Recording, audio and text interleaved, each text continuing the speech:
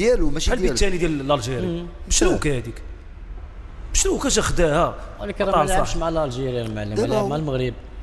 متفق معاك. المهم حنا جايين. الجيري ضعاف بزاف، ضعاف وبان في التيران، شداتهم نيجيريا كلاتهم. انا هذاك النهار شفت ولد زيدان اكثر ما شفت راسي في المرايه. والله العظيم. حفظته شحال وصلوا كان له معاه بالزنقه قال عليه ولد زيدان. وكان هذيك البيت الثاني دخلوا لهم حتى العنابه، دخلوا لهم حتى لباب الدار حتى للصالون، دخلوا لهم حتى للمراديه، دخلوا تما شربوا حتى فلسطين تقول لهم فلسطين. وبنادم ما تيرضاش، ما عرفش هما كرويا كانوا ضعاف بزاف وبينوا على انه وكان غيكون اسهل ادفيرسير غادي يجينا. والله الا خويا شي لا حيدتي داك الصراع، لا حيدتي داك الضجيج الاعلامي اللي غادي يسبق المباراه واللي غادي يجي من بعد المباراه.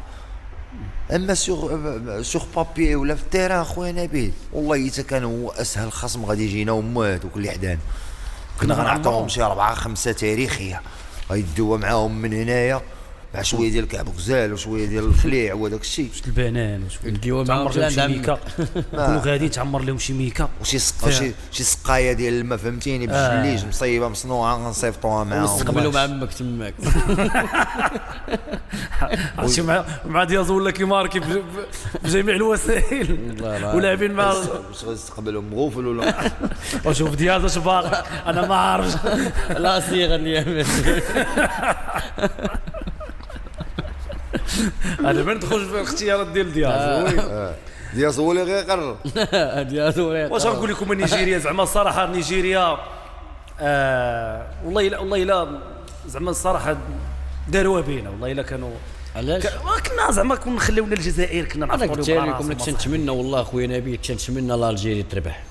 عارفهم ضعاف كما قال حمزه كنا غادي نشدوهم غادي نخليو لهم في التاريخ. ولكن خويا سعيد زعما يمكن الكارت فينال ديال نيجيريا والجزائر خصنا نتفقوا كاملين بان من غير يمكن السنغال مالي اللي كان باين واخا مالي كانت مزيانه مع السنغال هو اسهل كارت فينال كان فد. زعما الناس كانوا كيتسناو هذا الماتش ديال نيجيريا والجيريا الوغ ما دازش فيه كره اولا ما دازش فيه النديه، كانتش فيه نديه، ما كانش فيه نديه وحتى اللعاب اللي كنتي معول عليهم في الجيري دوزيام ميطا مزيانين ما بانوش. دوزيام ميطا خويا محرز راه كنتي طايحه بوحدو. ما قدوش لقاو فرقه صحيحه اللي كانت ممكن يضربوا ب5-6 خويا صاحبي. ما جاوش دوزيام ملي ماركو البيجو ديالهم ما جاوش